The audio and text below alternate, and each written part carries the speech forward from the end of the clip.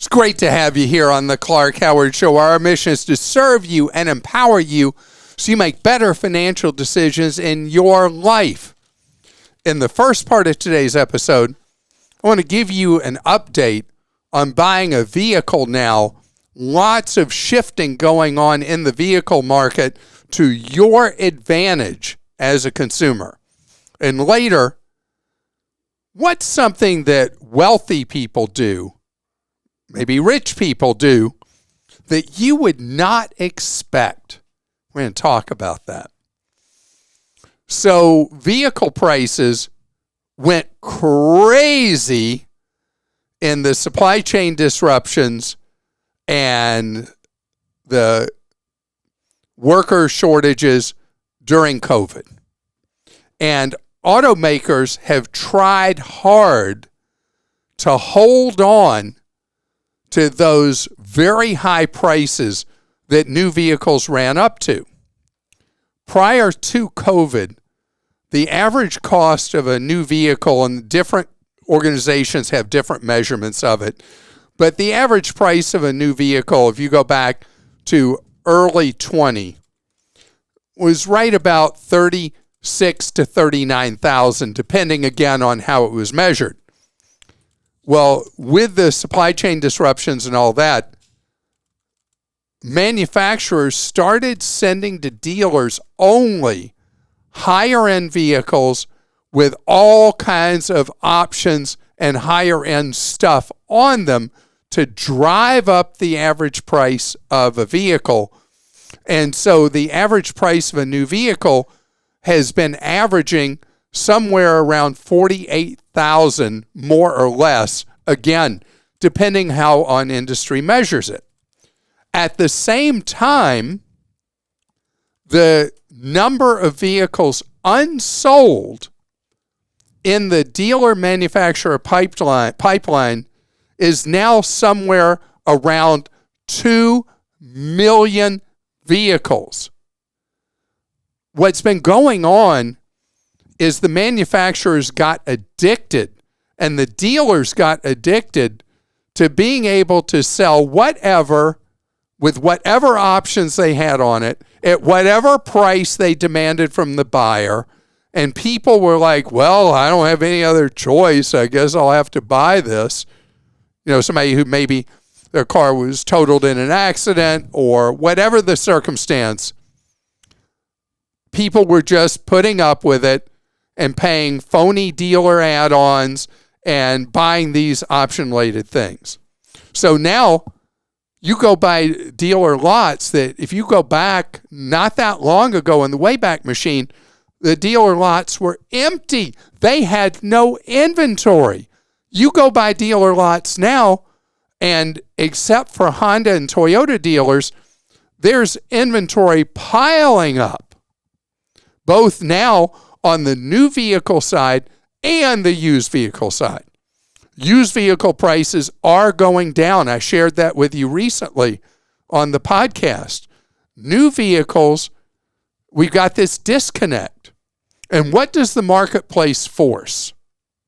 What's happening now is large numbers of vehicles are now being discounted at the dealers, where before the dealers were adding on junk fee after junk fee after junk fee after junk fee.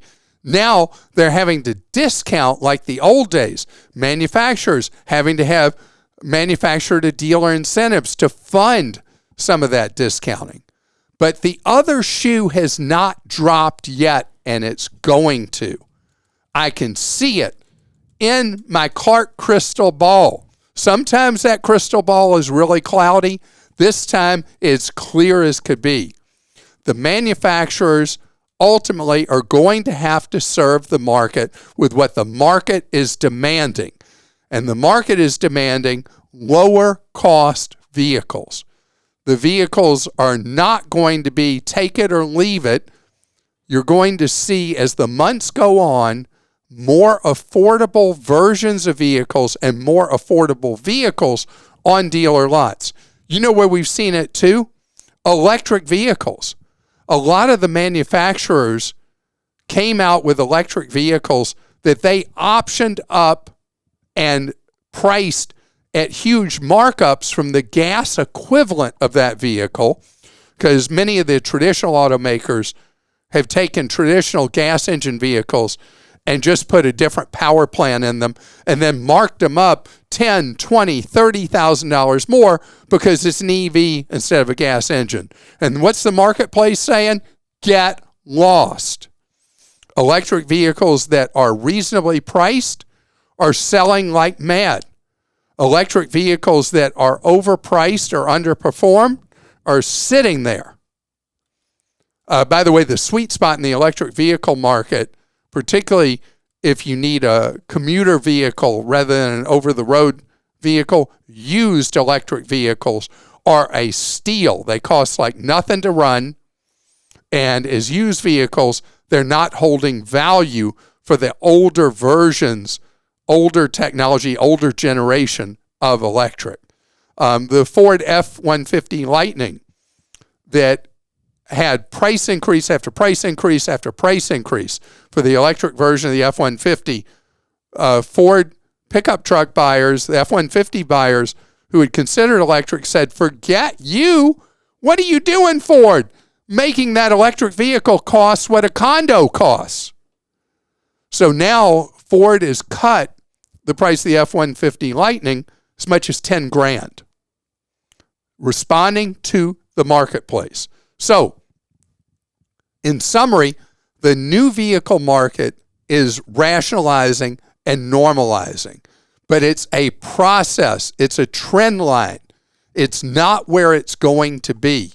So if you have a vehicle that's working okay and you can stall on replacing it, be on buyer's strike till the automakers and the dealers wise up.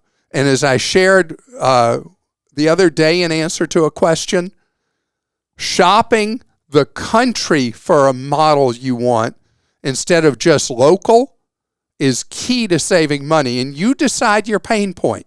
Is it a 500-mile radius of where you live? Is it 1,000 miles? Is it 2,000 miles?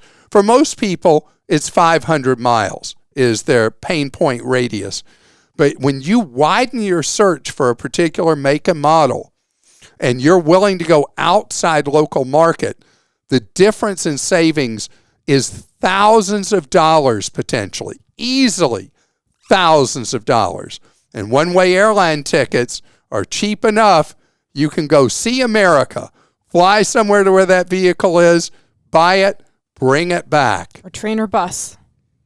Train or bus? You can take a train or a bus. To fly to where the car is? To get to where the car is, yeah. You could. You were just telling me about how bus travel is right. This way, we don't have to have the Clark Stinks about why I only talked about an airplane to go get a car. Thank you very much. You're welcome. Anonymous in Washington says, how do you feel about houseboats in areas where traditional homes are so much more expensive? What are the pros and cons of such a lifestyle choice? Homes and condos around me have a median price of $380K, and that's a lot for a bachelor like me with no kids. If it helps, I just turned 40, I have no debt whatsoever, and I will have around a 30% savings rate if I count my employer matches, despite making under $40,000 annually. Okay, you're my hero. You're saving a third of your pay, making less than $40,000 a year. This is excellent. On the lifestyle choice, it is a completely different lifestyle. Living at a dock, living at a marina, whatever, you'll tend to have a small space. You'll tend to have very low ceilings. But if you love the water, it's a lifestyle that people do love. You know, I have a niece who is doing just this, and she and her husband are buying a boat, and they're buying not a houseboat. They're buying a boat that has sleeping quarters, and they will use it both to travel and to live on where they are. Wow. And so this is an alternative that you have to be the right person for it, but this is a viable alternative. John in Texas says, as a fellow Costco lover, even though my wife would not let me name our daughter Kirkland, We bought outdoor patio sets from Costco in the spring of 2018, 6 years ago. We still love the set, but most of the cushions split open and ripped during the summer. Since it's been 6 years, I do not feel comfortable even asking for a refund from Costco, and I assume they would have said no. No, actually, they would say yes. I mean, you have the right to return anything except a very narrow category of stuff forever, but it really is something that that would not be the right thing to take back a 6-year-old patio set. To replace these sunbrella-covered cushions looks like it would cost more than buying a brand new patio set. Yeah. Do you have any solutions to this? Can we reupholster patio cushions with sunbrella material? Or am I going to be stuck buying a whole new set and having to put all of this furniture structure in the trash unnecessarily? Yeah. So this is something that people have complained about for years, is that when the cushions deteriorate, that the cost of repairing them can exceed the cost of the whole set you got. You don't have to use Sunbrella brand. You can see what other brands are available. You may be able, and there are other brands that people are happy with other than Sunbrella. You could call the manufacturer or different manufacturers or shop online for whole new cushions. They would already have the fabric on them.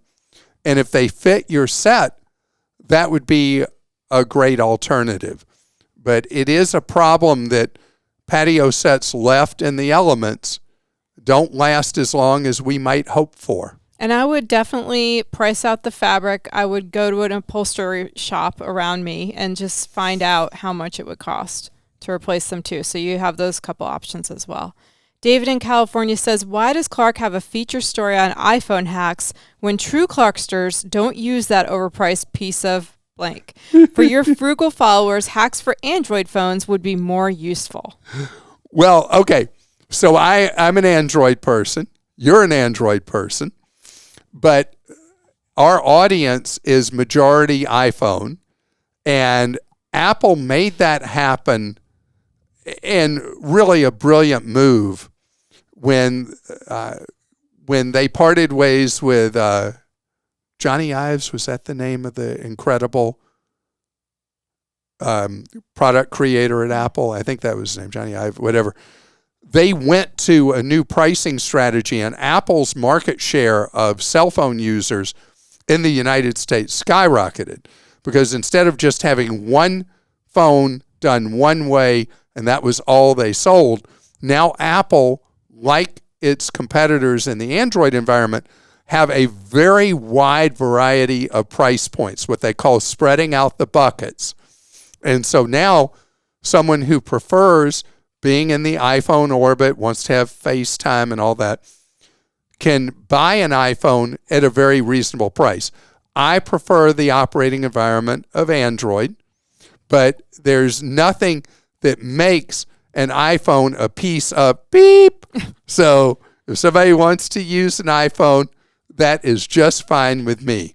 Besides, if I told my family that what they used was a piece of beep, I'd be in trouble, since they are all Apple all the time. Our amazing managing editor, Sally, though, says that this is a story idea we have now received. Thank you very much. You may see that in the future on Clark.com. Wonderful. Well, I want to tell you that you don't have to be rich to buy an iPhone anymore. But also there are things rich people are doing, wealthy people are doing, that you might not expect to stretch every dollar. Yeah, I've noticed something really clearly when I go to Aldi, and Aldi now is in most of the country, or I go to Lidl, that is in only, I think, 12, 14 states right now, which are the big deep discount international deep discount supermarkets or hard discount supermarkets. And look in the parking lot of a Lidl or an Aldi, and what will you see? Go to a Dollar Tree. What will you see? You go to Five Below. You go to places that are all about the deal. you'll see the opposite of a bell curve. You will see very high-end cars, and you'll see people who in areas they can ride public transportation are riding public transportation. You'll see people in older cars that are maybe going to make it home, maybe not. The thing that is wild and weird and unusual about people who shop deep discount, they tend to be extremely high income or more towards the low income side, and the middle class hollows out, does not tend to shop at deep discounters.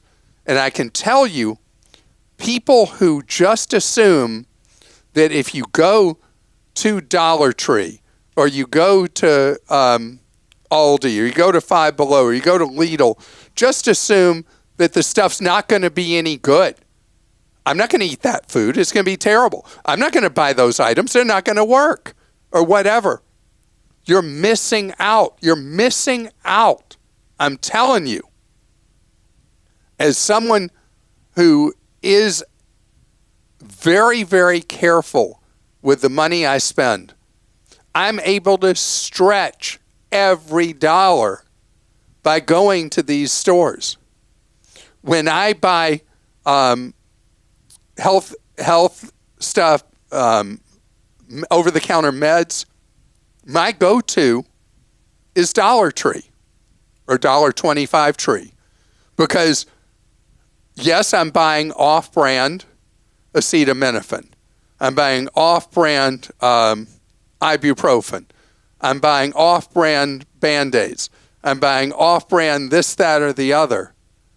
The stuff works fine, and it's a fraction of the cost. I shared with you the story about that you could go to a CVS or Walgreens and spend $7 for a hydrogen peroxide thing that's $1.25 at Dollar Tree. Come on. It's money. It's money. And I know that Aldi is a very polarizing store.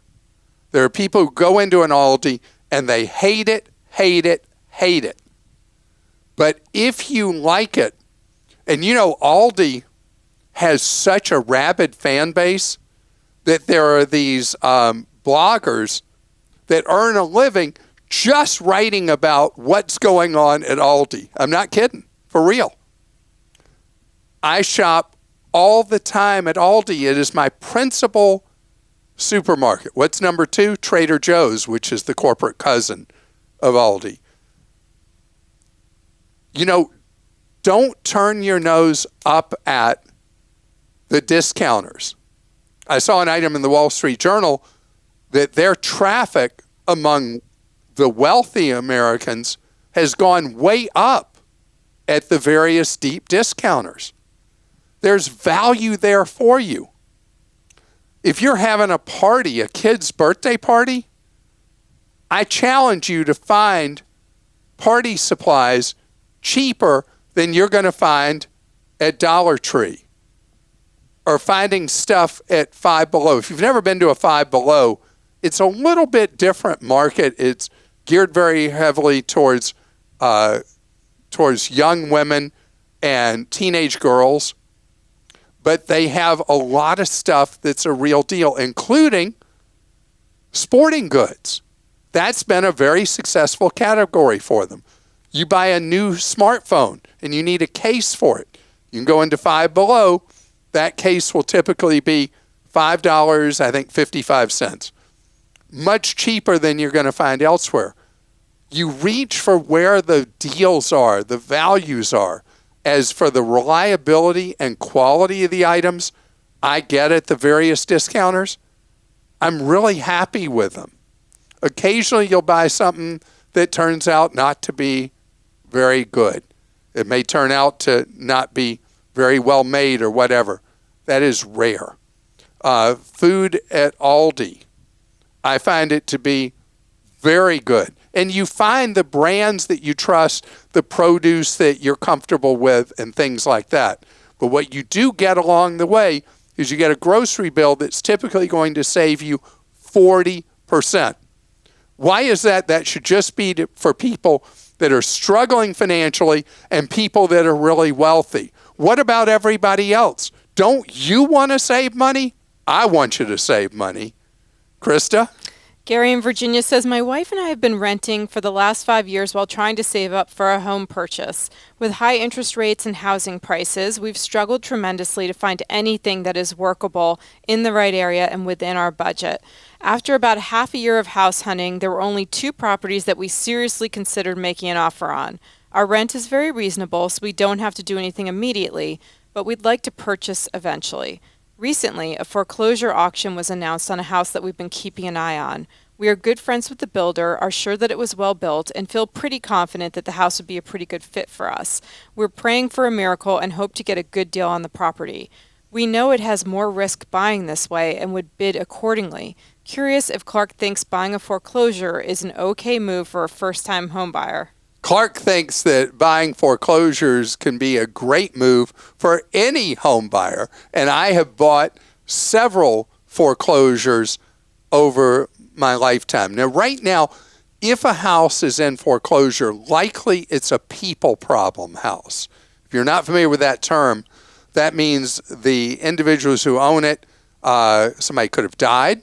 It could be in a protracted ugly divorce. Somebody may have relocated somewhere else and they're having trouble. It's almost always in a market that has remained generally strong. There's a backstory why that house is in foreclosure. Not that there's anything wrong with the house, just there are problems involved with the owner of that house. And so going for a foreclosure could be absolutely a great way to buy. Scott in Massachusetts says, my husband and I are both prior military and have recently taken permanent legal custody of his 16-year-old grandson, an 11th grader, due to his mother having issues and losing the kids. Well, I just want to stop you for a second and tell you that I really appreciate that you've stepped in there and you're making sure this 16-year-old is loved, cared about, and in a supportive environment, while the kid's mom is not in a position to do so. And thank you for your service, too, both Absolutely. of you. Okay, go back to this. Due to his mother having issues and losing the kids, besides concern for his mother, we are concerned about any effects this may have on his future college financing. Our assets are basically a home and 401k, and income is around $110,000. His mother has no assets. The father is unknown and not on the birth certificate. Will our income and assets count against him for college financing?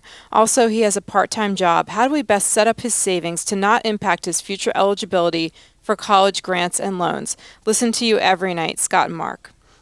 Again, thank you both for stepping in. First things first, you asked, how do you set up savings so it doesn't count against for financial aid? And that is, the best thing would be for the 16-year-old to have you put the money in a 529 account, a college savings account, or put the money from the part-time job in his own Roth IRA. That might even be best. The money in the Roth, the contributions can be pulled out at any time, not the earnings, tax and penalty free, and could ultimately be used for college probably later years. I don't know if you, because you have legal custody, you may be in a position to use the GI Bill or veterans benefits. There's a lot of back and forth whether you can do that as a grandparent and you'll have eligibility, but using the GI Bill may be a way, if you've not used up your GI benefits for education, to provide money for your grandson's college education. Maybe. That would be a path. Your income will have some impact on eligibility for financial aid, but maybe less than you might expect. You are expected to devote roughly 5.6%, something right in that range, of your income for education, which would be somewhere around $6,000. So very likely your grandson would qualify for financial aid. Also, because of the circumstance, a lot of colleges are more helpful to people who've been in difficult home situations. A circumstance like this may, in fact, at many schools qualify your grandson for additional financial aid. And that's why your 16-year-old grandson, when college comes, is going to have to be very much his own advocate, and you can be part of that as well, to be known to people at admissions, to be known to people at financial aid, to get the best financial assistance possible for obtaining a college degree. Debbie in Arizona says, I enjoy taking my 85-year-old uncle on trips a couple of times a year. He otherwise would likely not go anywhere. He's a great traveling companion. He's curious, adventurous, like trying all different foods, agreeable, and a former social studies teacher, so full of great insights. In 20 years, we've traveled all over the U.S., except Hawaii and Alaska, to national parks and big cities. Earlier this year, he announced that he got a passport. I have no idea why, but because he wants to see the world. He's very proud of it, even bringing it with him on our trip to Orlando in May. I sort of hate to think that he spent the money on it, being on a fixed income and modest lifestyle, but here we are. So naturally, I'm now compelled to find something for us to do where he can authentically use his passport and have something to show for it.